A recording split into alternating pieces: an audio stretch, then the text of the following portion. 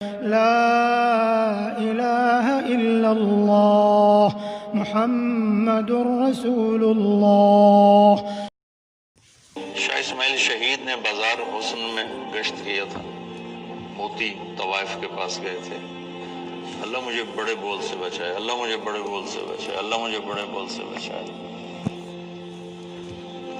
1831 میں ان کی شہادت ہوئی ہے، 1831۔ تو 1831 سے پہلے کا زمانہ، یعنی 1810-20 کا زمانہ لگا لو، جب وہ دلی میں ہوتے تھے۔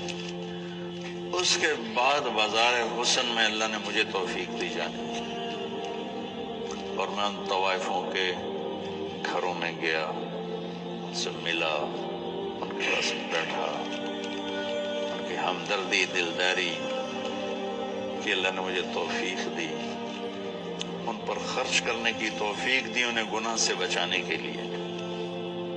تو اب 8-9 سال ہونے کو ہیں، تو لمبے کے بازار حسن میں ہر ہفتے تعلیم ہوتی ہے، اور اس میں طوائفیں آ کے تعلیم میں بیٹھ۔ کسی کو کلمہ نہیں آتا تھا، کلمے یاد کروائے، وضو نہیں پتا تھا، وضو کروائے، نماز کا نہیں پتا تھا، نماز سکھائی، اور کتنی لڑکیوں کی شادیاں ہو گئیں۔ کتنیوں نے کہا ہمارا خرچہ لگا دو تو ہم یہ پیشہ چھوڑ دیں گے، میں نے ان کا خرچہ لگا دیا، وہ گھر بیٹھ کے کھا رہی ہیں اور برائی نہیں کر رہی ہیں۔ تو مجھے اس میں کوئی آر نہیں محسوس ہوئی کہ میں اسے بھی اپنی آخرت کا سامان سمجھتا ہوں، اور میں نے ان کی نائکوں سے کہا ہوا ہے کہ جو اپنی بیٹی کی شادی کرے گی میں سارا خرچہ دوں گا۔ اور جتنا مظلوم یہ طبقہ میں نے جا کے دیکھا ہے، بہت مظلوم طبقہ ہے، بہت مظلوم طبقہ۔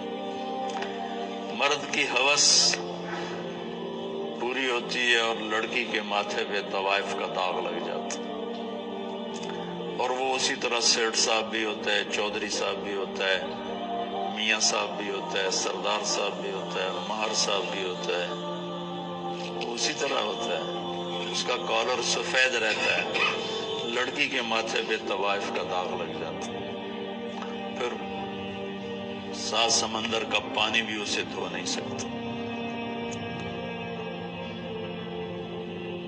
مجھے داغ لگانے والے سارے عیاش لوگ،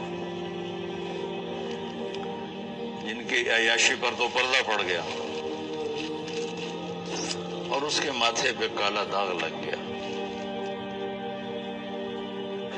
ایک ماں بڑی طوائف ہے، اس کی بیٹیاں جوان ہیں، تو میں نے کہا تو ان کا کوئی رشتہ تلاش کر، میں سارا خرچہ تمہیں دوں گا، شادی کرائیں۔ اور کہنے لگی مولانا صاحب طوائف کے کوٹھے پہ کون رشتہ مانگنے آتا؟ مجھے لگا جیسے کسی نے میرا دل چیر کے رکھ دیا۔ طوائف کے کوٹھے پہ رشتہ مانگنے کون آتا؟ یہاں تو عزت سے کھیلنے آتے ہیں، رشتہ لینے کوئی نہیں آتا۔ تو مجھے اللہ کے فضل سے میں اسے اپنی آخرت کا سامان سمجھتا ہوں کہ کم از کم ایک پورا محلہ طوائفوں کا، اس میں نمازیں شروع ہو گئی ہیں، کئیوں کو میں نے عمرے کروائے، ان کو عمرے بھی بھیجا۔ ابھی آنے سے پہلے ان کا جو ایک مردوں میں ایک بڑا چودھری ہوتا ہے، ایک عورتوں میں ہوتی ہے، ان کا اپنا ایک پورا نظام۔ میں نے اسے فون کر کے کہا تم تیاری کرو، میں تمہیں عمرے پہ بھیجتا ہوں۔ اس نے مجھے اتنی دعائیں دی، اتنی دعائیں دی۔ تو میں چاہتا ہوں تبلیغ تمہارے اندر اس طرح ہو جائے کہ وقت کا سب سے بڑا تقاضا ہے کہ ہم لوگوں کے پاؤں پڑھ کے ان کو اللہ کا راستہ بتا دیں۔